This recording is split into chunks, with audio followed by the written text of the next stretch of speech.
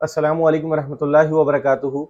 जैसा कि आप सबको पता है कि पाकिस्तान के अंदर बड़ी अजीब रिवायत है कि जब इलेक्शन हो जाते हैं तो कोई नहीं पूछता, फिर चाहे गलियों का हाल बुरा हो, चाहे इलाकों का हाल बुरा हो, मार्केट्स तबाह बर्बाद हों या फिर तालीमी इदारे तबाह बर्बाद हों, वो अस्तबल बने हुए हों या फिर वो बाड़े बने हुए हों भैंसों के।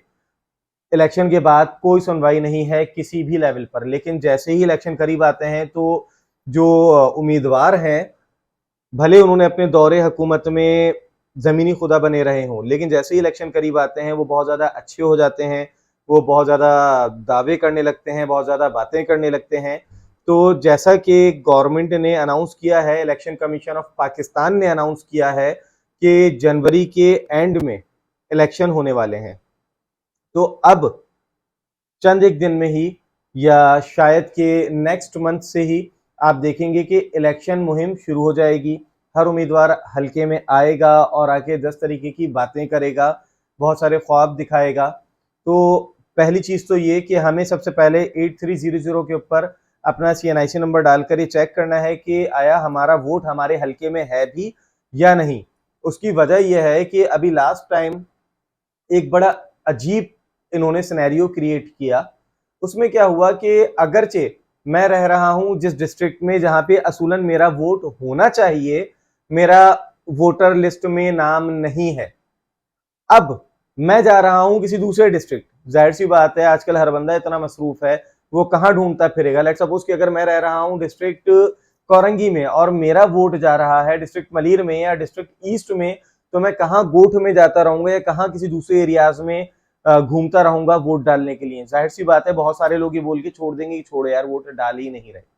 वो जो बोगस वोट है, क्योंकि हमारे मुल्क में इलेक्ट्रॉनिक वोटिंग नहीं होती कि थंब लगाया तो जेन्युइन तरीके से वोटिंग हो गई, हमारे मुल्क में ऐसा नहीं होता। आज भी पर्चियों पर ही ठप्पे लग रहे हैं। तो आपके जो वोट जाया हुआ है, ये टेक्निकल तरीके से आपका वोट जाया कराया जाता है ताकि वो फिर वोट, जाहिर सी बात जो बैठे हुए उनको पता होता है, लिस्टें होती हैं सबके पास कि भाई कितने वोट ऐसे हैं जो कि जाया होंगे, तो वो हमने फेक वोट कास्ट करने की कोशिश करना है। अब आप जब 8300 के ऊपर मैसेज करते हैं तो आपको आइडिया हो जाएगा कि आपका वोट आपके हल्के में आ रहा है या नहीं। पहली चीज आप इसको चेक कीजिए, क्योंकि आपका वोट बहुत ज्यादा इंपॉर्टेंट है। अगर मैं कहूं कि यार मेरे एक बंदे के वोट देने से क्या फर्क पड़ेगा, तो एक एक वोट बहुत ज्यादा इंपॉर्टेंट होता है, क्योंकि कतरा कतरा ही समंदर बनता है, कतरा कतरा ही दरिया बनता है। कहने का मकसद यह है कि हमने अपने वोट को हल्का नहीं लेना, हमने अपनी अहमियत को समझना है। उसके बाद दूसरी चीज, जब इलेक्शन करीब होते हैं तो बहुत सारे नुमाइंदे जो होते हैं, अवामी नुमाइंदे जो कि अपने आप को चाह रहे होते हैं कि MPA बने या MNAs बने, तो वो इलाकों में आते हैं। तो हिम्मत करके जब वो आपके एरिया में आए, आप उनसे पूछें कि सर जी इससे पहले आपकी क्या कारकर्दगी रही है, इससे पहले आप कितना ज्यादा समाजी काम करते रहे हैं, आपकी ऐसी क्या खिदमात रही हैं कि हम आपको वोट दें। क्योंकि मजाक तो नहीं है कि 5 साल के लिए आप बैठ जाएं, आपको कुछ पता ही नहीं है, आप बैठ गए, आपने 1.5 से 2 साल तो ये सोचने में निकाल दिए कि मैंने क्या करना है क्या नहीं करना। ठीक है ना, आपने पहले कोई काम किया ही नहीं, अचानक से आप पैराशूटर बन के उतरते हैं और जीत जाते हैं। तो ऐसा नहीं कि हमने बस पार्टी देखी, चाहे वो कोई भी हो। मैं किसी पार्टी का नाम नहीं ले रहा, क्योंकि अगर मैं किसी के अगेंस्ट बोलता हूं तो ये ना लगे कि भाई मैं तो शायद इसका सपोर्टर हूं इसलिए मैं दूसरी पार्टी के अगेंस्ट कह रहा हूं। मैं एज ए पाकिस्तानी ये बात कह रहा हूं कि आपके जो हल्के में आ रहा है, आपने उससे सवाल करना है कि भाईजान आप थोड़ा अपना तारुफ तो करा दें, आपने पिछली बार क्या किया। क्योंकि बात यह है, आपको जो फंड मिल रहा है, आपको जो अथॉरिटीज मिल रही हैं, आप जो मखसूस मतलब एक जानबूझ के तरक्याती फंड ले रहे होते हैं, वो कहां जा रहा है।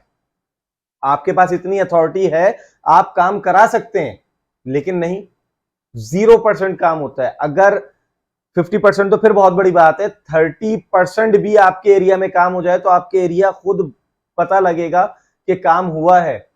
आपके पास हर तरीके का बजट आ रहा होता है, लेकिन वो बजट कहां जाता है, अपनी प्रॉपर्टीज बन रही हैं, अपने एम्पायर्स बन रहे हैं और बिजनेस भरपूर बढ़ रहा है।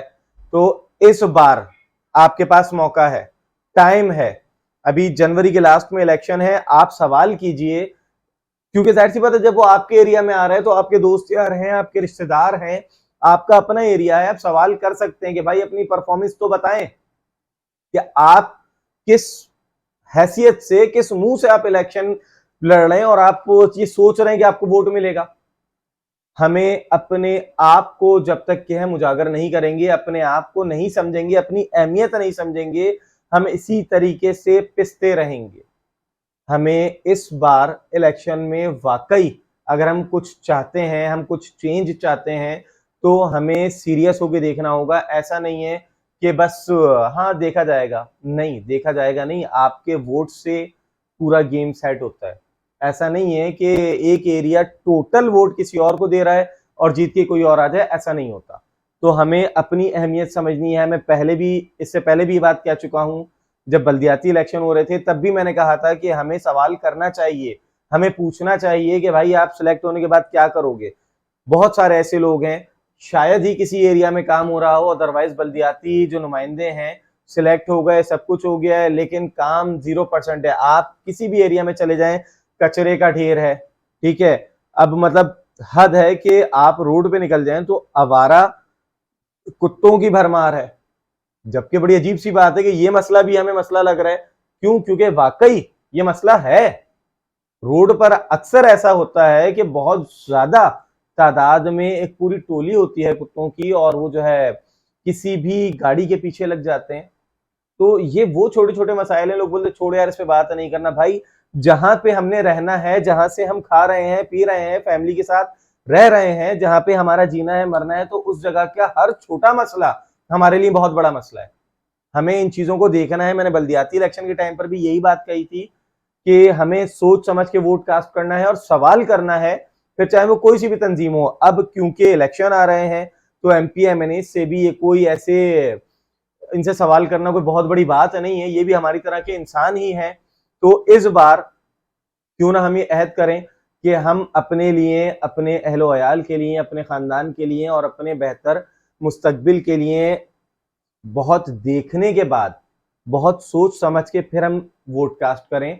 और जो इलाके में हमारे आ रहे हैं हम उनको भी उनकी औकात बताएं ताकि वो सोच समझ के बिला वजह के भाषण दें, अदरवाइज वो हमारे एरियाज में भी ना आए। तो यहीं पर मैं अपनी वीडियो का इख्तिताम करूंगा, क्योंकि हम सब कुछ कर सकते हैं अगर हम करना चाहें तो। यहीं पर ही मैं उम्मीद करता हूं कि अब जो इलेक्शन आ रहे हैं ये हमारे लिए, पाकिस्तान के लिए बहुत अच्छे इलेक्शन साबित होंगे इंशाल्लाह।